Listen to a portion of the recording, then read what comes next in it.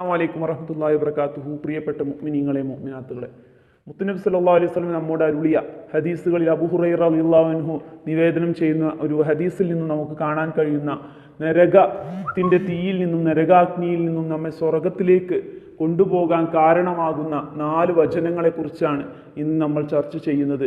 നരകത്തിൻ്റെ തീ കുണ്ടാരത്തിൽ നിന്നും നമ്മൾ സ്വർഗത്തിലേക്ക് പോകാൻ കാരണമാകുന്ന അത്രത്തോളം ഫളലുള്ള ഈ 4 കലിമത്തുകൾ ജീവിതത്തിൽ എല്ലാവരും എല്ലാ ദിവസവും ചൊല്ലാൻ ശ്രമിക്കുക എന്ന് ആദ്യമായി ഓർമ്മപ്പെടുത്തുന്നു. മുത്തുനബി സല്ലല്ലാഹു അലൈഹി വസല്ലം നമ്മോട് അരുളിയ 4 ഏറ്റവും ഫളല് നിറഞ്ഞ, ഏറ്റവും പ്രിയപ്പെട്ട, ഏറ്റവും നല്ല 4 കലിമകളെ കുറിച്ചാണ് ഞാൻ നിങ്ങൾക്ക് പറഞ്ഞു തരുന്നത്. 4 കലിമകൾ എന്ന് പറഞ്ഞ 4 ദിക്റുകൾ, 4 ദിക്റിനെ കുറിച്ചാണ് ഇന്ന് നമ്മൾ ചർച്ച ചെയ്യുന്നത്. ആ 4 ദിക്റിൻ്റെ പ്രത്യേകത എന്തെന്നാൽ, മുത്തുനബി സല്ലല്ലാഹു അലൈഹി വസല്ലം ഒരിക്കൽ ഒരു വഴിയിലൂടെ നടന്നു പോകുന്ന സമയത്ത് ഒരു ഉണങ്ങിയ ഇലകളുള്ള ഒരു മരം കാണുകയും ആ മരത്തിന് ഒരു വടി കൊണ്ടൊരു അടി കൊടുത്തു.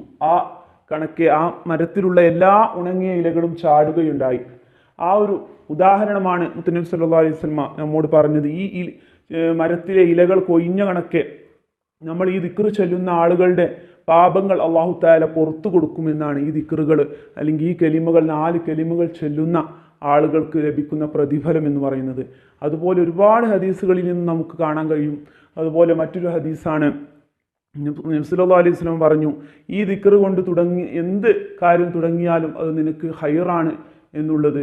അതുപോലെ തന്നെ ഈ ദിക്റുകൾക്ക് ഒരുപാട് ഹദീസുകളിൽ നമുക്ക് അതിൻ്റെ നന്മകളും അതിൻ്റെ ഫളലുകളും കാണാൻ കഴിയും. ഏതാണ് ഈ ദിക്റുകൾ? സുബ്ഹാനല്ലാഹ്, അൽഹംദുലില്ലാഹ്, വലാ ഇലാഹ ഇല്ലല്ലാഹ്, അല്ലാഹു അക്ബർ എന്ന് പറയുന്ന ഈ 4 കലിമകൾ നമ്മുടെ ജീവിതത്തിൽ എല്ലാവരും എല്ലാ ദിവസവും കുറച്ച് എത്ര തവണയാണ് നമ്മളെക്കൊണ്ട് കഴിയുന്നത് അത്ര തവണ ചൊല്ലാൻ ശ്രമിക്കുക. അത് നമ്മുടെ പാപങ്ങൾ അല്ലാഹു തആല പുറത്തു തരുന്നതിനും നമുക്ക് മഗ്ഫിറത്ത് ലഭിക്കുന്നതിനും അതുപോലെ തന്നെ പരലോക ജീവിതം സുഗമമാക്കുന്നതിനും ഈ ദിക്റുകളും കലിമകൾ നമ്മെ സഹായിക്കും. എല്ലാ ദിവസവും ജീവിതത്തിലുടനീളം ഈ ദിക്റിനെ കൊണ്ടുവരാൻ എല്ലാവരും ശ്രമിക്കുക.